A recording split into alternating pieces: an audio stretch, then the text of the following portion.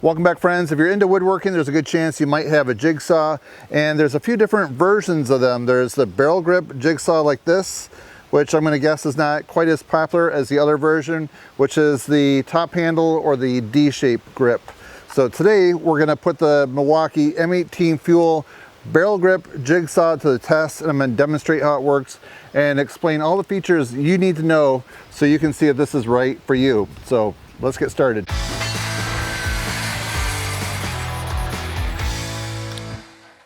Before we start making some sawdust, I want to actually talk about the sawdust control with this right here. So you have this option right here. You can toggle between that side right there that has the blower, which will push the sawdust out of your way, and that actually works well. We'll see that working in a few minutes when we go inside here out of the wind.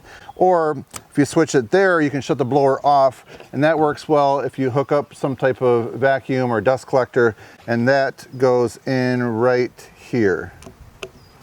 So then your battery will go on top right here. And a battery that I recommend using is the 5 amp hour. That's going to give you a lot of run time.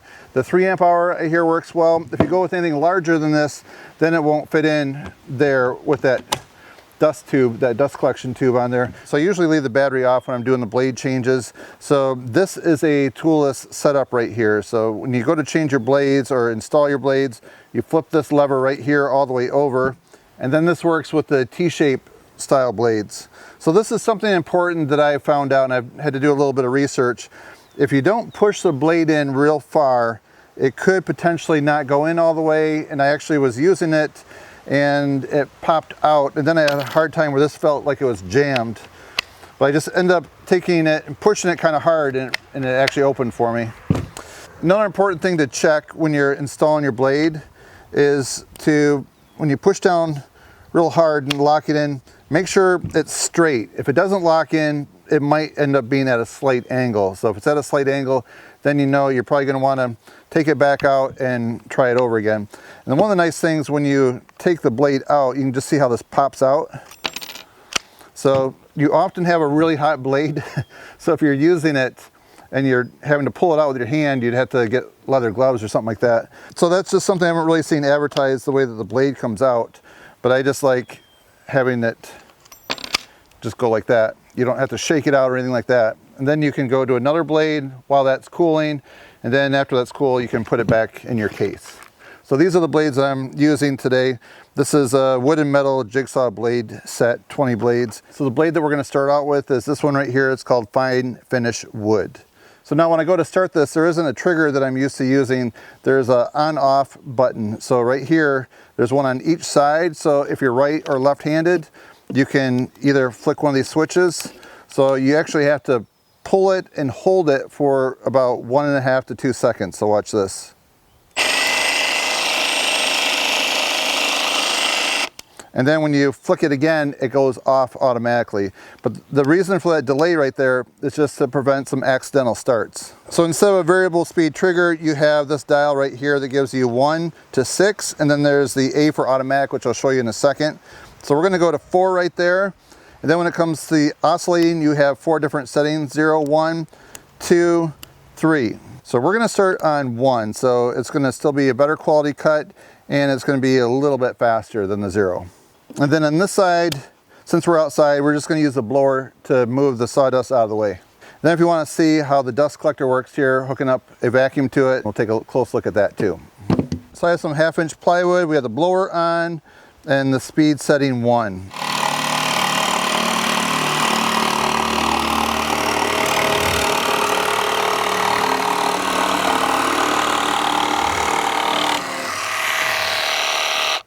All right, so this right here is the top part.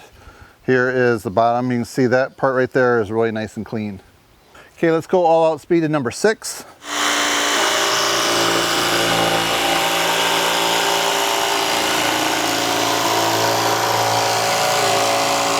Okay, so how about I show you the automatic setting? So what that does, it starts it out slow like this. And then as you start to gradually push it into the wood, if it detects that it needs more power and more speed, it'll automatically ramp up. So let's take a look how that works.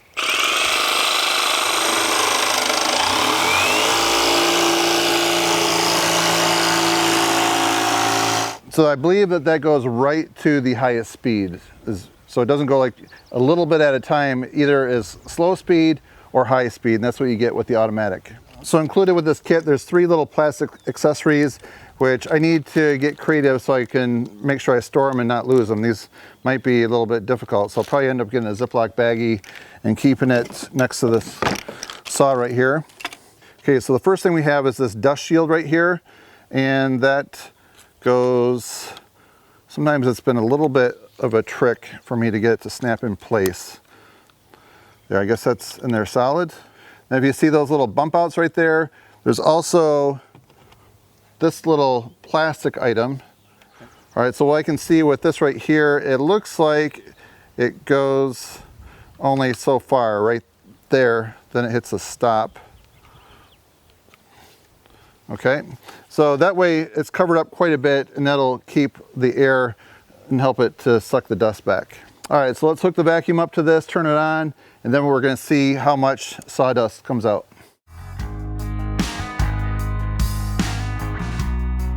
Here's the backpack vacuum. I had the chest strap off because it's gonna interfere with my microphone right here. So right, as you can see, this will move with the tool that you're using. So a lot of times when I'm using my sander, this is great. It's a HEPA vacuum and there's no cords. Okay, here we go. Ready?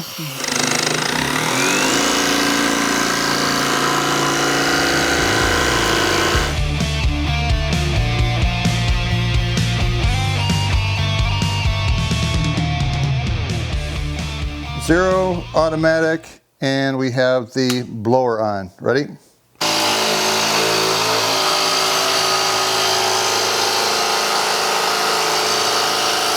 You can definitely see it blows everything out of the way.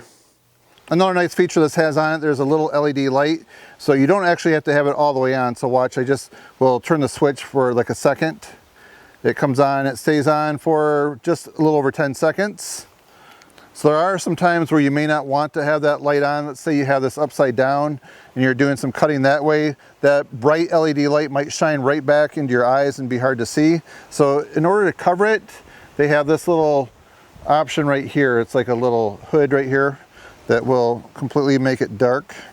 So that just snaps on. Let's just take a quick minute to look at the important information on the box. So this is model 2737B-20. As I mentioned before, this is tool only. So this has a higher blade speed than any corded model. So this is one of those tools I really like, not having to drag a cord around. It's just very nice to bring it outside to wherever you want and no extension cords. And this will cut up to 105 feet of 3/4 inch laminate particle board on one charge. So as I mentioned, yes, it has an ambidextrous on-off switch. It has the speed controls, which is a 6-speed. It has the auto-controlled start. The stroke length on this is 1 inch. The strokes per minute, it varies between 800 to 3,500. So the bevel detents on this are at 0 degrees, 15, 30, and 45. And the blower type is either on or off, so it's nice to be able to control it if you need to hook up a dust vac. The blade type is a T-shank. The overall length, 11.7 inches, and the tool only weight, 4.6 pounds. And then when it comes to the warranty, 5 years, which is amazing.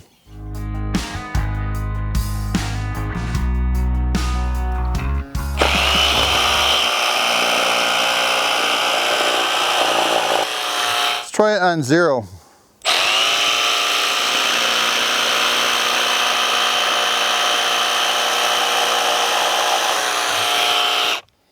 Now I'm going to switch out to this medium metal blade. It goes from 1/16 to 1/8 inch.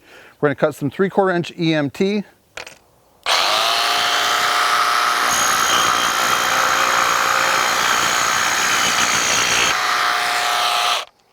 Piece of cake. And then if you don't have a hacksaw and want to cut some aluminum window frames, let's see how this works. I think I might dial it down a little bit. We'll go to 5.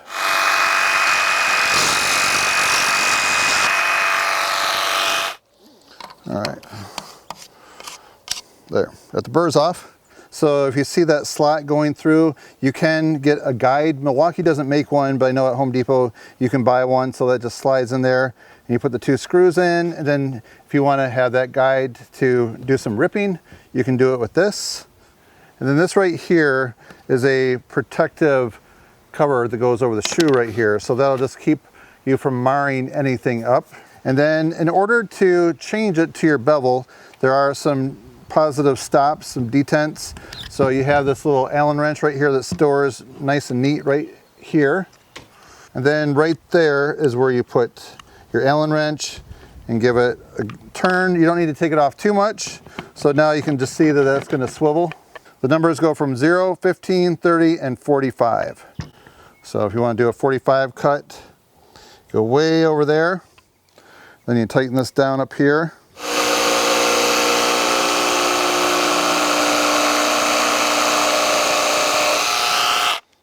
Okay. So my woodworking journey started right around the time that I went into middle school. So I inherited some older Rockwell tools, some vintage ones. So this is a look at the first one that I've used, and I had it for many years, and it really had some bare bone features. So if you have a story like that, please tell me down below, what type of jigsaw did you have to start out with? So I mentioned, if you're interested in this model right here, I will have a link down below to the Home Depot, and there you can see the amazing reviews. I think it's like a 4.6 star review with over 100 people that have reviewed this. So it's definitely a high quality tool, and this does not include a case. So one thing I recommend, if you're transporting this, to first take the blade out and then take the battery out.